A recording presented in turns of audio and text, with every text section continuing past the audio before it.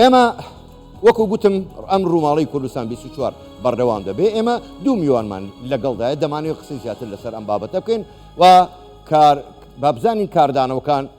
چی بوون و بۆچی وای لێ هات. میوان یەکەمان زۆر بەڕێز دەیڤد پۆلاک لێکۆڵەر و ڕاوێژکاری باڵای پێشووی وەزارەتی دەروی ئەمریکا لە واشنگتۆنەوە لەگەڵماندایە. بەڕێز پۆلاک ئەم کاتت باش خۆشحاڵین کە جارێکی کە بە دیدارتان شاد دەبینەوە سپاس بۆ بەشداریکردنیشتان لەگەڵمان. زۆر باشە بۆ خۆ دەزانی CIA لە بەهێزترین دەستگای هەواڵگریەکانی هەموو جیهانە. پرسیارەوەیە بۆچی نەیانتوانی پێشبینی هێرشەکانی 11 سێپتەمبەر بکەن یاخود ڕێگری لێ بکەن.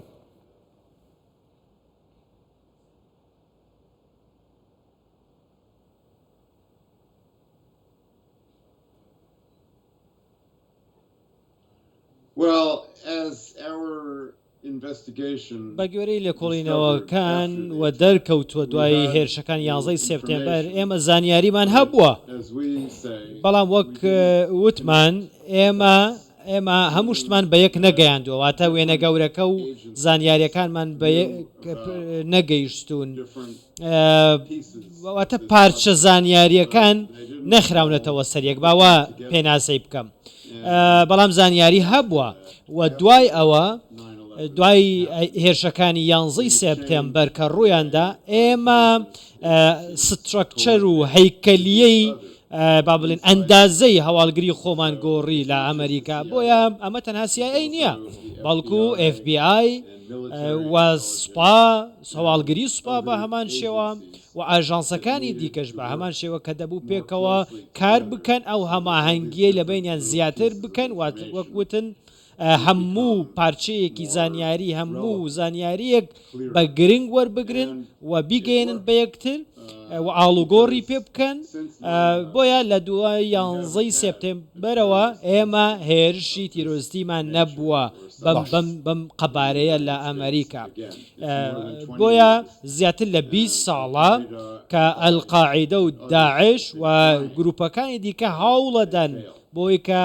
هێرش بکەن، بەڵام یەک لە دوایەک شکست دەهێنن و ناتوانن هێرش بکەنە سەر ئەمریکا وەکەوەی کە پێشتر کردیان. زۆر باشەوەی کە وەکوتم ئەندازە زۆر باشە. بەڕێز پۆلاک بوش دوای 11 سێپتەمبەر ڕایگەیاند گوتی مێژوویەکی نوێ لە جیهان دەستی پێکردووە. مەبەست لەو قسانەی بوش چی بوو؟ چ مێژوویەکە؟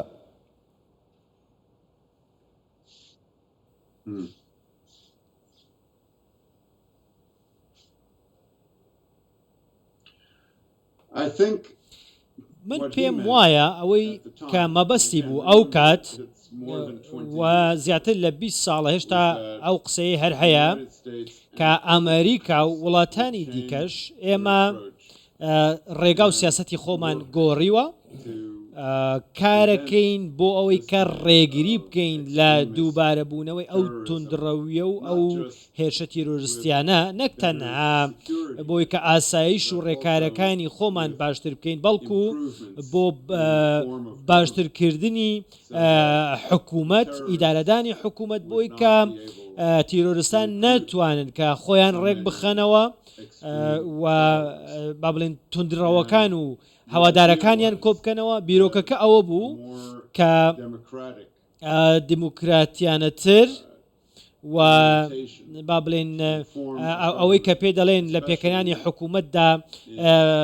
جێی بکرێتەوە، نەک تەنها لە ئەمریکا لە دەرەوە هەوڵ بدەین حکوومەتی دیموکرات بێنە سەر حکم،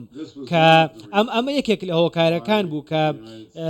ئەمریکا بڕیاریدا کە نەک تەنها دوای 11 سێپتێمبەر من قسەکەم بۆی کە عێراق داگیر بکە بەڕاستی و سەدام لە ناوبەرێ و هیوایەک بێنێتە ئاراوەکە حکوومەتێکی دیموکرات لە عێراقا دروست بێ کە زەحمت ببێتە هێلانە و داڵدە و شێڵتەری تیرۆریستان، نەک تەنها باس بۆ ئەمریکا بەڵکو بۆ وڵاتانی دیکەش لە وڵاتانی موسڵمان نەبنە قوربانی دەستی تیرۆر و جیهادیەکان. بۆیە بەداخەوە وەکو خۆی نەچوە پێش ئەوەی کە بۆ دەست بۆمان دانابوو وەکو خۆی بەدی نەهات. زۆر باشە بەرز پۆڵاک ئێوە باسی عێراقتان کرد و سیستەمی دیموکراسی ئەوە دەرکەوت دیموکراسی تا ڕادەیەکی زۆر ئەگەر نەڵێن مەحاڵە ئەستەمە بەڵام پرسیارەکەی من ئەوەیە لە دوای 11 سێپتەمبەرەوە سیاسەتی دەرەوەی ئەمریکا بە تایبەتی بۆ ڕۆژهەڵاتی ناوەڕاست چ جۆرە گۆڕانکاریەکی بەسەردا هاتووە؟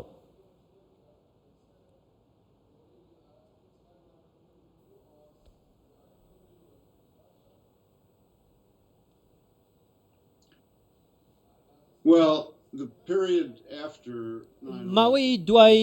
11 سپتێمبەر دوای ئەوەی کە سەرۆک بوش کە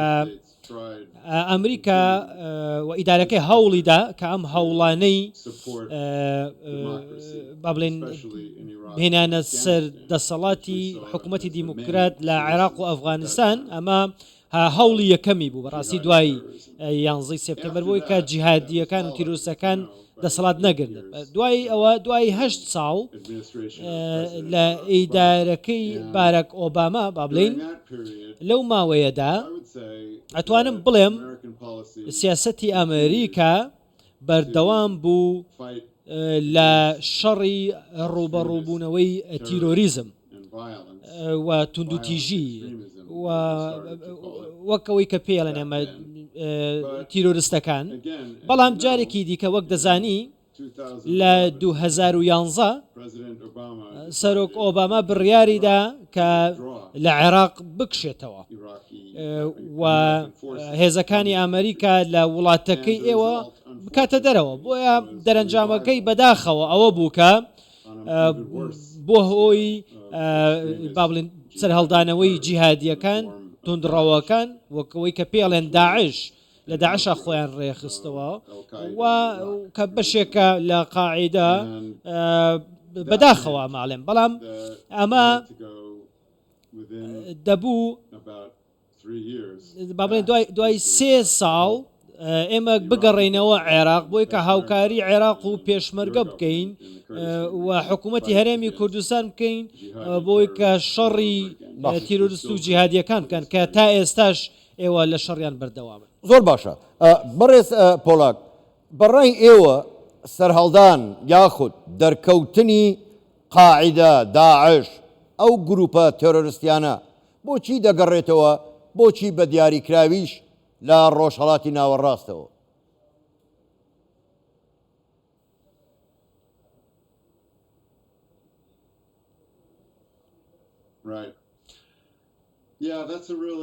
بەڕاستی پرسیارێکی گرنگ و زەحمەتیشە من پێم وایە هۆکارەکەی ئەوەیە کە بەهۆی لاوازی حکوومەتەکانەوەیە بەڕاستی لەو ناوچانەی کە باست کرد لە ڕۆژهەڵاتی ناوەڕاست با بڵێ ئەمە ئەوە ئەگەیەنێت کە زۆرێک لە حکوومەتەکان ئەنج عێراق بێ وڵاتانی دراوسێ بێ وەکو سووریا یاخود دوورتر لە ئەفریقا ئەگەر بڕۆین زۆرێک لەو وڵاتانە توانای ئەوەیان نییە کە خەڵکی خۆیان و وەڵامی داواکاریەکانی خەڵکی خۆیان بدەنەوە بۆی کە کۆنتترۆلی جوڵانەوە تونندڕەوەکان بکەن جوڵانەوەی تونندڕەوەکان بکەن لە وڵاتەکانی بۆیە ئێمە لە زۆرێک لە شوێنەکان دەیبینین بەڵام هۆکاری سەرەکی ئەوەیە کە من چەندین جاریش وتومە ئەوەیە کە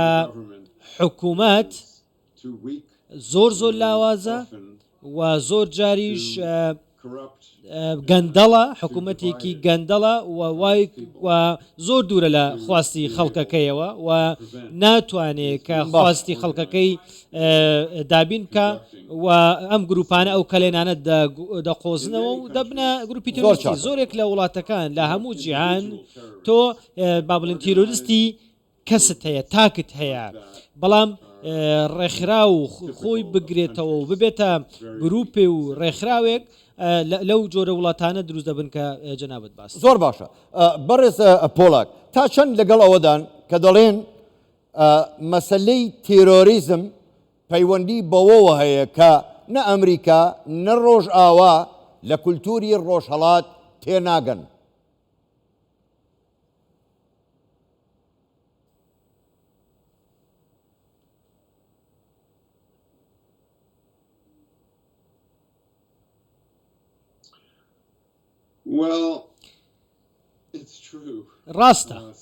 ڕاستە بەداخەوە قسەکەت زۆر ڕاستە زۆرێک لە خەڵکی لە ئەمریکا لە کەلتوری وڵاتەکەی ئێوە و ناوچەکە تێناگەن بەداخەوە واتە بە پێچەوانەوەش لە ڕۆژەڵاتی ناوەڕاستیش و وڵاتانی مسلمان بە زۆری ئەوانیش لە کەلتوری ئەمریکیش تێناگەن یاخود لە سیاسەتی ئەمریکا بەباشی تێناگەن بۆیە زۆرێک لە ئەوەی کە من ناوی لێنێم ناتێگەیشتنی هاوبەش هەیە بەڵام ڕاستیەکە ئەوەیە وەک پێشتریش وتومە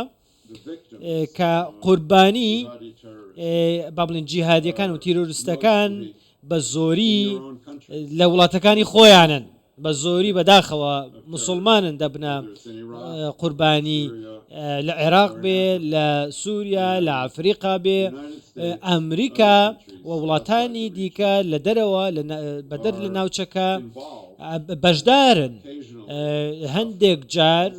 ناو بەناو با بڵێن ئەکەونە بەرهەڕەشەی تیرۆر و قوربانیان لێ دەکەوێتەوە بەڵام بە شوێکی تراژیدی ئەوانەی کە دەبنە قوربانی ئەمریکا ئەوروپا نییە باڵکو و ناو کۆمەلگاکانی خۆتانە وڵاتانی مسلمانە و توندوتیژی و ناکۆکیەکانی نێوان شیعە و سونە یاخود لە نێوان حکوومەتی ناوەند و هەروەها بەشەکانی دیکەی وڵات عێراق و با بڵێن پێکاتەکانی دیکە بۆیە ئەمە جۆرێکە لە یاخود توندڕەوی زۆر توندی بەدواتە دێت وەڵامدانەوەی توندی بەدواتە دێت لە ناو وڵاتەکەی خۆتانە ئەم هەموو جیاوازیانە دەبینن بەڕاستی قسەکەی من ئەوەیە قوربانی یەکەم